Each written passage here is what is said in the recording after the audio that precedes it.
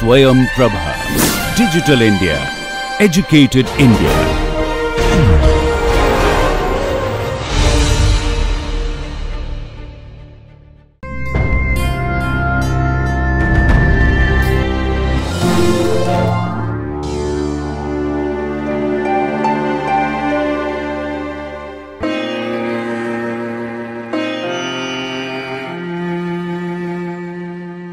Hello dear students, today in this video we will be discussing TAN. We will be discussing what is TAN and what are the provisions of the Income Tax Act 1961 relating to TAN. So let us start. So we are basically concerned with TAN and what is its relevance in Income Tax Act. Now dear students, kindly note that TAN stands for Tax Deduction Account Number or tax collection account number. So it is not so that a TAN basically tax account number. It is basically concerned with tax deduction or tax collection. So basically it is a common number. Some common number is basically issued by the income tax department, and it relates to it is useful in both TDS as well as TCS collections. So this is the you may say full form of TAN, and now we will study various provisions relating to TAN which have been there in Income Tax Act. So I think it is clear. It is tax deduction account number or tax collection account number, and it is applicable to both the transactions, whether it is in the nature of tax deducted at source, that is TDS, or whether it is in the nature of TCS, that is tax collection at source. And I think you are aware, and we have already discussed in the earlier video also, that from 1st of October 2020 various provisions have been incorporated as far as TCS is concerned. And TCS, the you may say the coverage, the scope of TCS has been revised. It has been widened from the just now, from October 2020. So now let us move forward. What is the meaning of TAN? After discussing what is the full form of TAN, now we should be aware of what is the meaning of TAN. Kindly note that as per the provisions of the Income Tax Act, particularly as per the provisions of section 203A of the Income Tax Act 1961, each and every person basically who is responsible for deducting a tax, that is, who is responsible for deducting TDS, or a person who is basically required to collect TCS, who is basically required to collect tax at source, that is TCS. Basically such persons are required to get TAN. It is necessary for them, for these categories of persons, that they must apply and they must get TAN, that is tax deducted account number or tax collected account number, as we have just discussed in the previous slide. Now I think it is very much clear to you already that who is there to issue TAN. So kindly note that TAN is basically issued by the Income Tax Department. TAN is basically issued by the Income Tax Department. And what is the purpose of issuing TAN? What is the purpose? Why this TAN number is issued? What is the need of this TAN number? Kindly note that the basic requirement is that it provides unique identification to the deductor.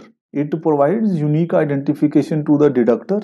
You may say in case of TDS, tax deducted at source, and similarly to the collector, that is in case of TCS, that is tax collected at source. So in order to give unique identification to the deductor or collector, basically TAN is used. You may also relate it with PAN. As you know that each and every assessee in India, he or she is required to have a PAN number, permanent account number. In the similar way, a person who is responsible for TDS, deducting tax at source, or a person who is responsible to collect tax at source, that is TCS. So such persons are required as per the provisions of income tax, particularly section 203, section 203A of the Income Tax Act, to apply for and to get a TAN number. So it is necessary, it is compulsory for those. Now let us discuss what is the structure of TAN. Let me relate it with PAN. I think you are aware, and you might have seen the PAN card. Earlier I am not discussing TAN. Let me relate it with you, your PAN number. PAN, that is permanent account number. What was there in PAN? First of all, what is there? A few alphabets are there. Then a few numeric are there. And at the end, at the 10th number, again one alphabet is there. That is the structure of PAN number. Now let us discuss the structure of TAN. And we are in this chapter, we are not concerned with PAN. I have just given an idea of PAN only. In this chapter, we are concentrating mainly on TAN. So it is again a 10-digit alphanumeric number. For example, I have given you an example on the screen. That is, let us assume the TAN number is ABCD 5555. That is 5 times we have written 5, and at the end it is B. So again it is 10-digit alphanumeric number. First four digits are alphabets, then 5 digits are numerics, and again the last digit, again it is an alphabet, as last digit is also an alphabet in case of PAN card also. So I think it is clear. First 4 alphabets, then 5 digits numerics, and then last is again alphabet. What does it represent? So kindly note that in this case, first 3 alphabets out of total 4 alphabets, first 3 alphabets of TAN, basically these represent the jurisdiction code, the area code, jurisdiction code, within which area, within which jurisdiction that is being issued, person, that is deductor or collector, is basically operating. And again, as far as the 4th alphabet is concerned, out of the 4, the last alphabet is concerned, that is the initial of the name of the TAN holder, and which can also be, you may say, it may be some individual, he may be individual, or it may be some firm, or it may even be a company. And all the other digits from, you may say, 5th to 10th, these digits are basically system generated. So you must be aware what is the structure of TAN, and I think it is clear to you. By this time it is clear to you. Now again, persons who are liable to apply for TAN, persons who need TAN as per the requirements of the Act, persons who must get TAN. Now what are the provisions relating to that? Let us discuss.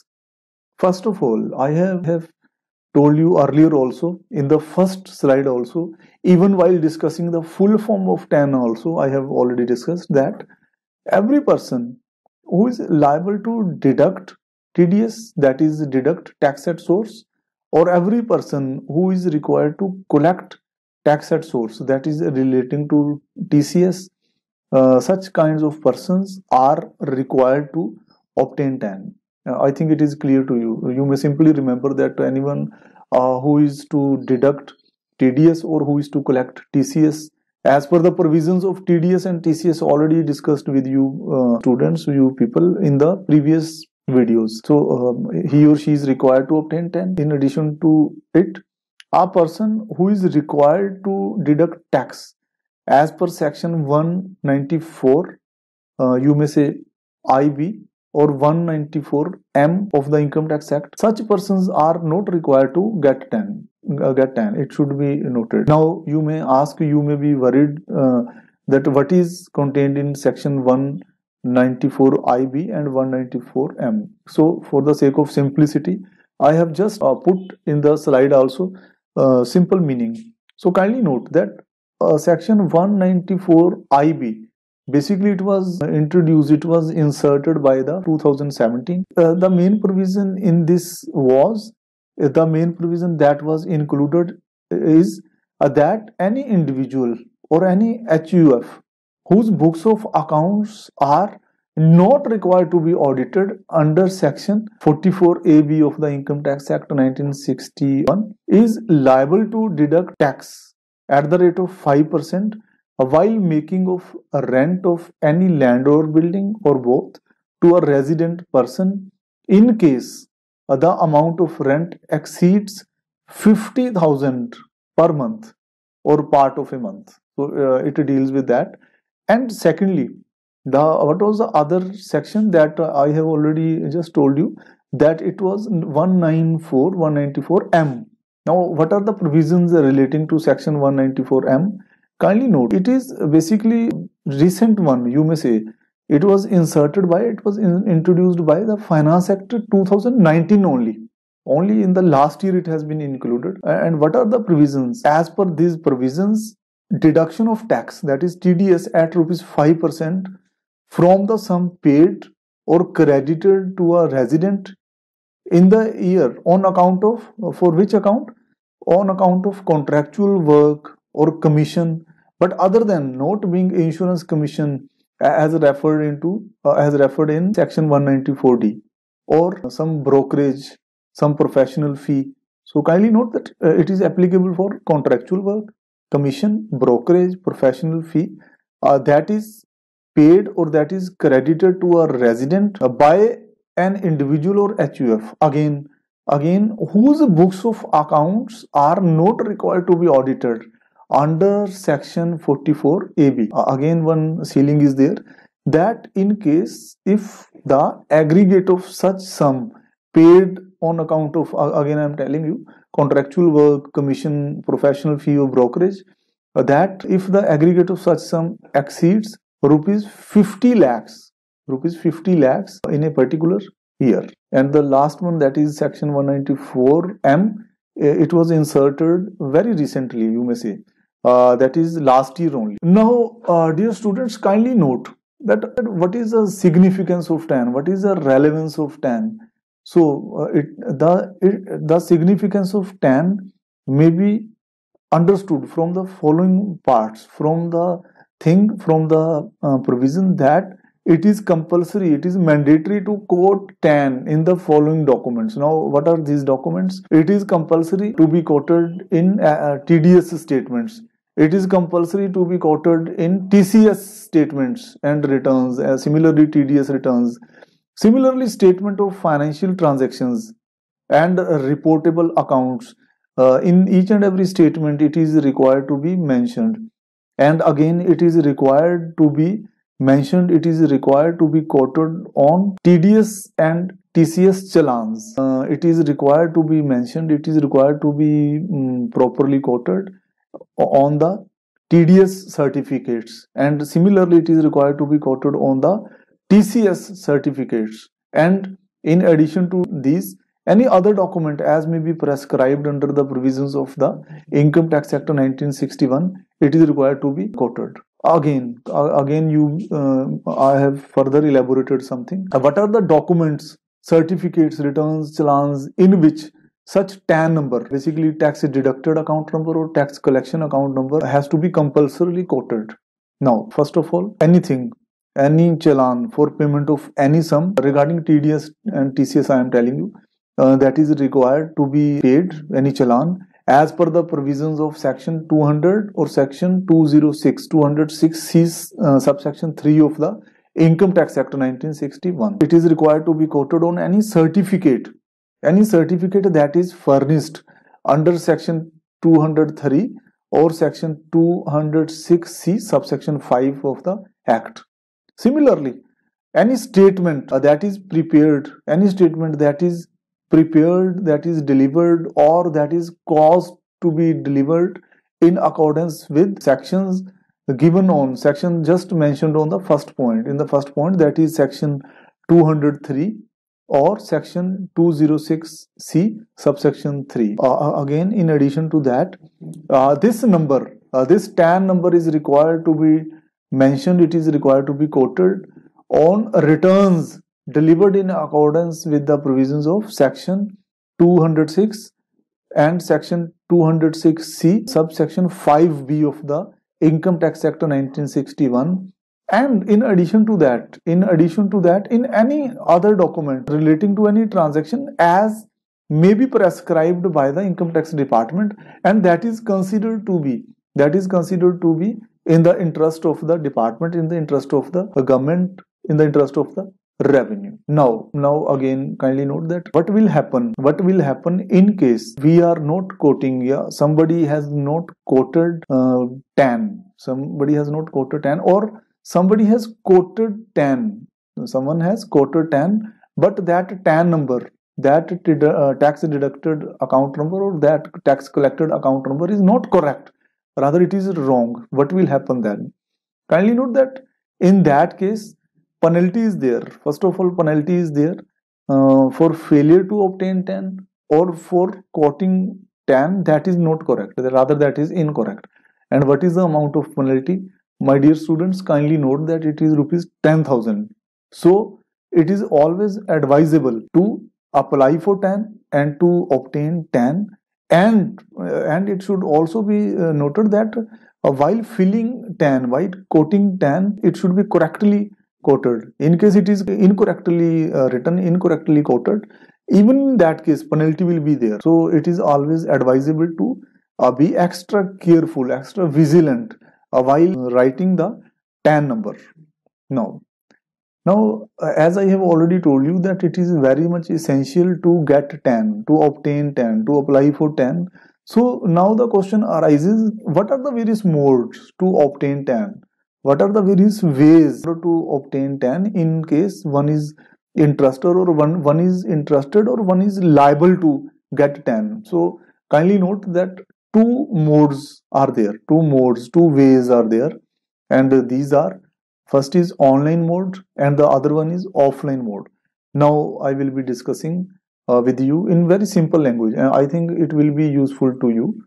First mode, that is offline mode. You see, in case application for allotment of TAN is to be filed in case we want to have TAN through offline mode, then kindly note that application for this purpose is required to be filed in form number 49B, and it is to be required to be filed in duplicate, and it can be submitted to any TINFC. I think what is TINC, you are aware.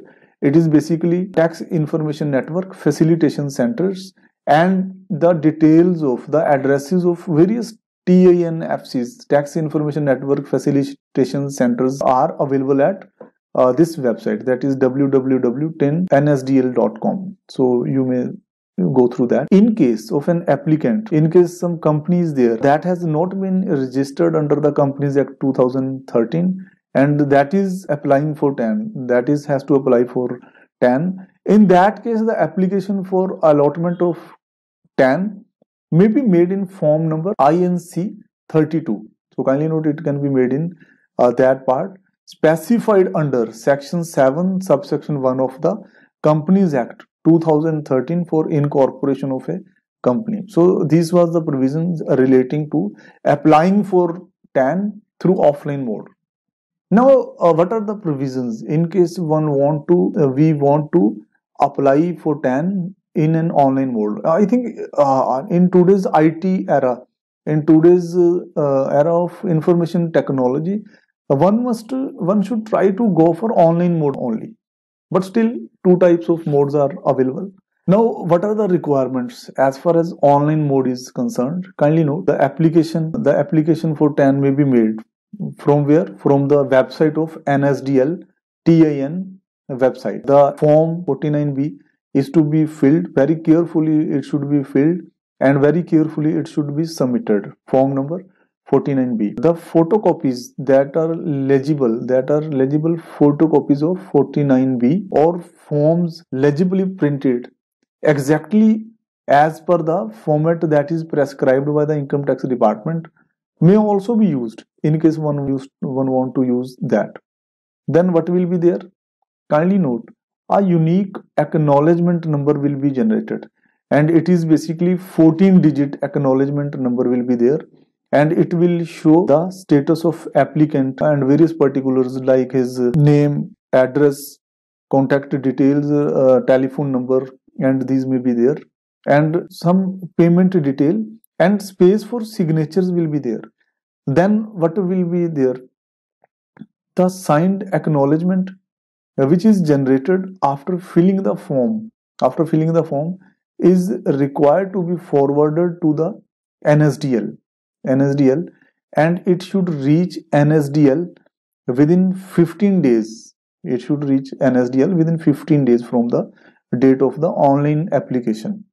And kindly note that they will process your application. They will process your application for the issue of TAN only on the receipt of duly signed acknowledgement and after the payment has been realized. Only after that it will be further proceeding will be there and they will try to proceed further. Now, what are the authorities? What are the authorities which are empowered to allot TAN?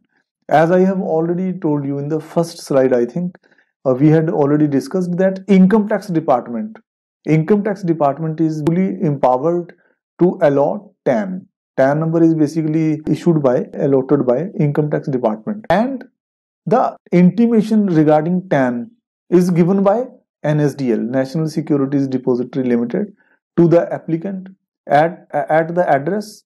It is but clear that it will be sent at the address which has been specified in the application. So that will be sent at that particular address only, but it will be sent by the intimation regarding TAN will be sent by NSDL. It doesn't mean at all that it is TAN is allotted by NSDL. It is allotted by income tax department only, but the intimation is sent by the NSDL. Now, payment. I am telling you the latest provisions, and by the time, after some, you may say months or years, these may be revised. But at present, the processing fee is ₹65 plus goods and services tax as applicable, and this fee of ₹65, this can be paid by various ways are there. It may be paid by check, it may be paid by demand draft, or even it may be paid by electronic payment, and it is advisable to use electronic modes of payment, and the amount is to be paid in favor of NSDL TIN. What is TIN? I have already told you, Tax Information Network. And on the reverse of the demand draft, in case we are not making payment through e-payment, through electronic mode, in that case we will be using DD or check. And what will have to be you may say done, that on the reverse of on the back side of the DD or on the back side of the check, the name of the applicant, the acknowledgement should be very clearly mentioned, and this DD should be payable at Mumbai. Now again, my dear students, kindly note, I have already told you, and I think by this time you are already aware that a TAN number, one TAN number that has been obtained, it will be applicable. It may be used for TDS purpose, and it may also be used for TCS purpose. There is no need that some different TAN should be taken for TDS and some other TAN number is to be used for TCS. In fact, no separate TAN is required. The same TAN number may be used. The same TAN number should be quoted for TDS as well as TCS activities, the statements. Now, sometimes the question may arise that whether government deductors require TAN, whether government deductors need TAN. Sometimes it may be in the mind of you may say persons. So kindly note that government deductors also liable to obtain TAN. So they must also apply and get the TAN, and they should also use it for their activities like various other deductors, like various other non-government deductors. So it is not so that it is not applicable to government deductors. My dear students, it is as applicable to government deductors as it is applicable to the non-government deductors. So it should be kept in mind. Now, can we use PAN in case we are not having TAN? Sometimes it may happen that PAN and TAN is one and same thing. But my dear students, it is not so. TAN is something different, PAN is something different. So deductor or collector, I think they may be having their own permanent account number allowed, that you are using your PAN number in place of TAN number. It is not allowed in general. In general, but again, one thing is there. You should note that a person required to deduct tax under Section 194 IA can use PAN in place of TAN. Such a person is not required to obtain TAN. So when such person is not required to obtain TAN, then in that case he is free. Then in that case, only I am telling for only that category of person, that is who is required to deduct tax under Section 194 IA. He can use PAN in place of TAN. Not everyone. Not everyone. Kindly keep it in mind. Again, one simple issue is there, that can one person apply for more than one TAN, get more than one TAN. I have already told you in the previous slides that same TAN number is needed, whether it is for TDS purpose or whether it is for TCS purpose. So there is no need for having more than one TAN. And it is not so that it is not needed, but you may get more than one TAN. You may get 2 TAN or 3 TAN number. It is not so. Rather, kindly keep in mind that it is illegal. It is illegal to possess or use more than one TAN. So only one TAN is required for every purpose, for TDS, for TCS, and it is not so that you are applying for and you are keeping more than one TAN. Rather, it is illegal. It is illegal. Yes, one thing is there. You may have, an entity may have different TAN number for different branches or different divisions. That is allowed. In that case, it may be there. In that case, it is not illegal. But otherwise, it can't be there. It shouldn't be there. And in case it is there, it is illegal. So it is not advisable. So you should be very careful regarding that. In case, this is some special provision, that in case section, what are the cases when the TAN provisions will not be applicable under Section 203A? Note that the requirement of obtaining TAN and requirement of quoting TAN under Section 203A shall not apply to such person in case it is so notified by the central government. So in case central government has notified some categories of persons, you may say in some finance sector or otherwise, in that case that will be full and final, and in that case the requirements to apply for TAN, to get TAN and to quote TAN under Section 203 shall not be applicable to such categories of you may say person as is notified by the central government. That would be final. So dear students, with this we have studied in brief various provisions of the Income Tax Act 1961 relating to TAN, that is tax deducted account number or tax collected account number. So kindly keep that in mind. Okay, thank you very much.